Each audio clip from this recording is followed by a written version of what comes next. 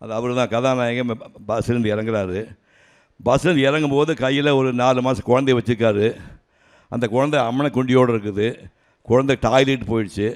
Toilet போன குழந்தையோடு கதாநாயகன் இறங்கி எவனாச்சும் படத்தை எடுப்பானா? கற்பனை மாதிரி பாருங்கள். கையில் குழந்தை இருக்குது. அது வெளிக்கு போய் ரோட்டில் ஒரு பொம்பளை குழந்தை தண்ணி கொண்டு வரா, அம்மா கொஞ்சம் தண்ணி வச்சு ஓடி அது கழுவுறாரு.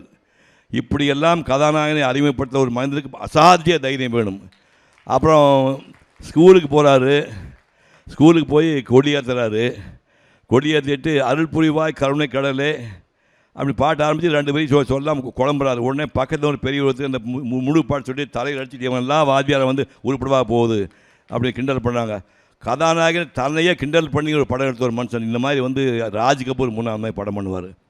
அதுக்கப்புறம் வந்து வாத்தியாருக்கு சம்சாரம் இல்லைன்னு தெரிஞ்ச அந்த பொண்ணு கதாநாயகி ஊர்வசி சொல்லும், நான் குழந்தைய நீங்கள் ஸ்கூலுக்கு போகும்போது குழந்தைய நான் வச்சுக்கிறேங்க, எங்கிட்ட விட்டுட்டு போங்க அப்படின்னா. அதெல்லாம் வகை நீ வேலையை பார்த்து போனச்சு.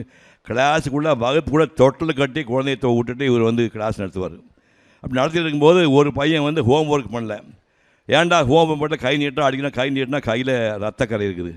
என்னடா ஆச்சு என்னன்னு கேட்டோடனே வீட்டு வேலையை ஏன் செய்யலைன்னு எங்கள் பெரியம்மா வந்து எங்கள் சித்தியை அடிச்சிட்டாங்க அப்படிம்பா. என்னடா சொன்னால், அதாவது அதன் மூலம் என்ன சொல்ல வரேன்னா, மூத்தாறு குழந்தைகளை சித்தியமா சரியாக வளர்க்க மாட்டாங்க அப்படிங்கிறது தான் இந்த கதையினுடைய மையப்புள்ளியை வச்சுக்கிட்டு உடனே ஃப்ளாஷ்பேக் கட் பண்ணால் சம்சாரம் சொல்லுது, நான் குழந்தைய கை விட்டுறாதீங்க, குழந்தைய நல்லா காப்பாற்றுங்க அப்படின்னு சொல்கிறாங்க. அப்போ அவர் நினைக்கிறாரு, அதாவது நாம் 2ஆம் தாரம் கல்யாணம் செய்தால் இந்த குழந்தையை கவனிப்பது காலையில் என்று மனசுக்குள்ளே சத்தியமாக 2ஆம் கல்யாணம் பண்ணிக்கூடாது முடிவு பண்ணுறாரு. இந்த குட்டி பையன் 30 வயசில் முந்தானை முடிச்சுன்னு ஒரு படத்தை 14 வயசு முடியாத அந்த குட்டி பாப்பா ஊர்வசியை வந்து கதாநாயகியை போட்டு ஒரு படம் எடுத்துருக்குறான். இது வந்து எல்லோரும் முந்தானை முன்னாடி நிறைய பேர் கொலை கொடுத்தது நான் கேட்டேன். ரொம்ப சந்தோஷமாக இருக்குது.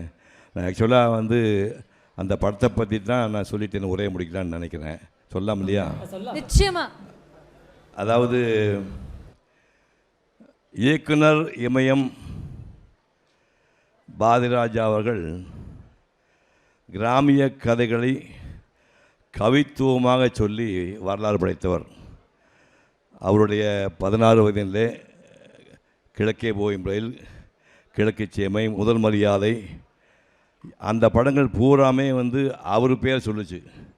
அவருடைய முதல் உதவியாளர், முதல் சிஷ்யன் வந்து முதன்மையான சிஷ்யன். இவர் வந்து 70-80களில் திரைக்கதை அமைப்பதில் இந்தியாவிலேயே சக்கரவர்த்தியாக திறந்த ஒரு மனிதன். அந்த 70-80களில் இவருக்கு இணையாக யாரையுமே சொல்ல முடியாது. அமிதாப் பச்சனை வந்து ஆக்ரி ரக்ஸ்தான் ஒரு படத்தில் இவர் டைரக்ட் பண்ணுறாரு. அதில் வந்து 10 வரி டைலாக், இங்கிலீஷ் டைலாக் பேசி ஆகணும். மனுஷன் பிடிவாதம் பண்ணுறான். அவர் சொல்கிறார், இல்லைங்க 2 வரைக்கும் மேலே நான் பேசணும் இல்லைங்கிறார் அமிதாப் பச்சன். முடியவே முடியாதுன்னு சொல்லி நீங்களே வசனம் எழுதுன்னு சொல்லி ஆங்கில வசனத்தை அமிதாப் பச்சனையே எழுதி சொல்லி அவரையே பேச சொல்லி அந்த படத்தை நடிக்க வச்ச பொண்ணை அவன் ஒய்ஃபு பார்த்து சொல்லுறாங்க, அமிதாப் பச்சன் ஒய்ஃபு. அந்த அவன் வந்து சொல்கிறாங்க, இது வந்து அமிதாப் பச்சன் படம் இல்லை பாக்யராஜ் படம் சொல்லியிருக்காங்க. அந்த மாதிரியெல்லாம் பண்ண ஒரு மகத்தான மனிதர்.